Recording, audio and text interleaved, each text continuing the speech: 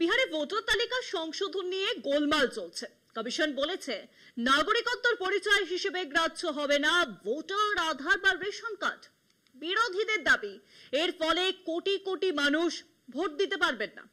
Supreme court কমিশনকে আধার ও ration card গ্রাহ্য করার ব্যাপারে ভেবে দেখার পরামর্শ দিয়েছিল, কিন্তু ভবিয়ে ভুলবার নয়। সুপ্রিম কোর্টকে নির্বাচন কমিশন জানিয়েছে আধার, ভোটার বা রেশন কার্ডকে মেনে নেওয়া যাবে না। কমিশনের দাবি, জাল আধার বা রেশন কার্ড থাকার অভিযোগ রয়েছে তাদের কাছে। এছাড়াও যেভাবে ভোটার লিস্ট সংশোধন করা হচ্ছে সেই তালিকায় ভোটার কার্ড গ্রহণযোগ্য নয়। কিন্তু সব ভারতবাসী তো এগুলোকেই পরিচয়পত্র বলে জানে। সেসব অবৈধ হলে ভারতীয়দের পরিচয়পত্র ঠিক তাহলে কি? সব মিলিয়ে আরো গোলমালের দিকে এগোচ্ছে ভোটার তালিকা সংশোধন। ভারতের নির্বাচন কমিশন সুপ্রিম কোর্টকে জানিয়েছে যে নাগরিকত্বের প্রমাণ চাওয়ার ক্ষমতা তাদের রয়েছে। পাশাপাশি বিহার বিধানসভা নির্বাচনের আগে বিতর্কিত বিশেষ নিবিড় সংশোধন অনুশীলনে আধার, ভোটার পরিচয়পত্র ও রেশন কার্ডকে বৈধ নথি হিসেবে বিবেচনা করার পরামর্শ প্রত্যাখ্যান করেছে।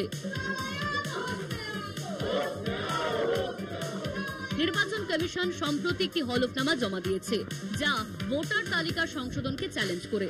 সুপ্রিম কোর্টের বিচারপতি সুধাংশু ধুলিয়া এবং বিচারপতি জয়মাল্য বাগচির বেঞ্চ বলেছিলেন যে নাগরিকত্ব এমন একটি বিষয় যা ভারতের নির্বাচন কমিশন দ্বারা নয়, বরং স্বরাষ্ট্র মন্ত্রণালয় দ্বারা নির্ধারিত হবে।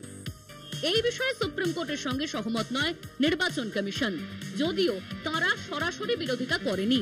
নির্বাচন কমিশনের মতে একজন প্রস্তাবিত ভোটার তালিকায় ভোটার হিসেবে গৃহীত হওয়ার মানদণ্ড পূরণ করেন কিনা তা যাচাই করার ক্ষমতা ইসিআই এর উপর ন্যস্ত। নির্বাচন কমিশনকে জিজ্ঞেস করতে চাই, তাহলে 24 সালের ভোট কিভাবে হয়েছে? আধার কার্ড, রেশন কার্ড দিয়ে 24 সালে ভোট হয়েছে।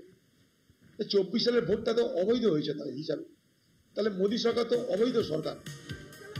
ভারতের সংবিধান অনুসারে নির্বাচন কমিশন ভোটারদের যোগ্যতা যাচাই করতে বাধ্য।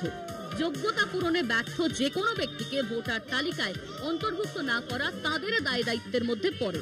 সেই সঙ্গে এটাও নিশ্চিত করা যে সমস্ত যোগ্যতার প্রয়োজনীয়তা পূরণকারী প্রতিটি ব্যক্তি ভোটার তালিকা থেকে যেন বাদ না পড়েন। কলকাতা টিভি।